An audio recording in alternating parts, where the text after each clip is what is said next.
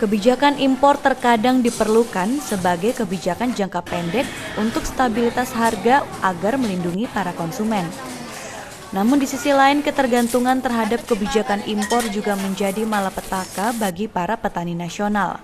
Karena mereka terpaksa menjual hasil panen dengan harga yang sangat murah kepada tengkulak, sehingga seringkali petani mengalami kerugian akibat harga jual yang tidak sebanding dengan biaya produksi pertanian.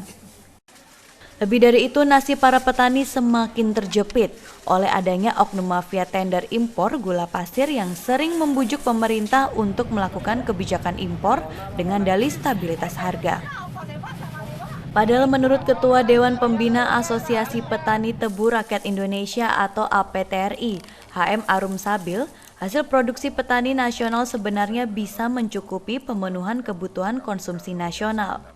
Karena kebutuhan konsumsi gula per kapita adalah 18 kg per tahun. Sehingga Indonesia yang berpenduduk 255 juta jiwa hanya membutuhkan sekitar 4,5 sampai 7 juta ton gula per tahun. Sementara produksi dalam negeri mencapai 2,5 juta ton per tahun dan ditambah 5 juta ton dari industri gula rafinasi. Oleh sebab itu, HM Arum Sabil menilai kebijakan impor gula di Indonesia yang mencapai 381.000 sampai 4 juta ton per tahun ibarat menciptakan mesin pembunuh bagi petani tebu nasional. Bahkan penangkapan Irmang Usman jelas membuktikan bahwa mafia impor pangan sudah menggurita di Indonesia. Arum yakin masih banyak pelaku lainnya yang berkomplot dengan Irman Gusman. Bahkan masih ada pelaku yang lebih besar lagi. Selama ini impor gula atau pangan sangat menindas petani Indonesia. Di sisi lain, kebijakan impor gula hanya menjadi ajang berburu keuntungan fee impor pejabat terkait. Ada dua cara mereka agar bisa mendapatkan argumentasi pembenaran dalam melakukan impor gula ini. Yang pertama, menggelembungkan data seolah-olah kebutuhan konsumsi di dalam negeri ini memang benar-benar mengalami kekurangan yang begitu besar. Yang nomor dua, mereka membangun persepsi seolah-olah harga gula yang terjadi saat ini adalah harga gula yang mahal. Dikalikan 15.000 dibagi 30 hari, berarti satu orang mengeluarkan biaya untuk kebutuhan gula kurang lebih sekitar Rp375. Apa ini yang dikatakan mahal? Kalau ini dikatakan mahal, berarti memang ada masalah terhadap daya beli masyarakat kita. Nah, daya beli masyarakat kita ini tanggung jawab negara. Jangan dipikulkan kepada petani dan petani ditekan untuk menjual yang semurah-murahnya.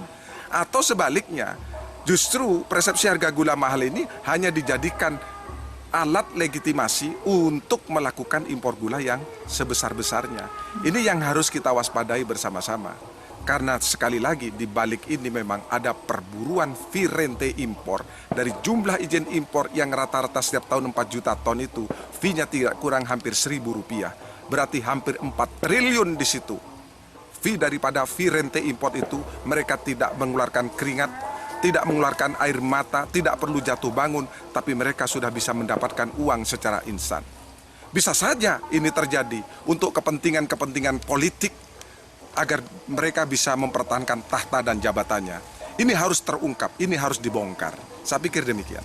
Penangkapan Irman Gusman ini justru ini bisa menjadi satu celah pintu pembuka terhadap skandal impor pangan di Indonesia, termasuk di dalamnya gula.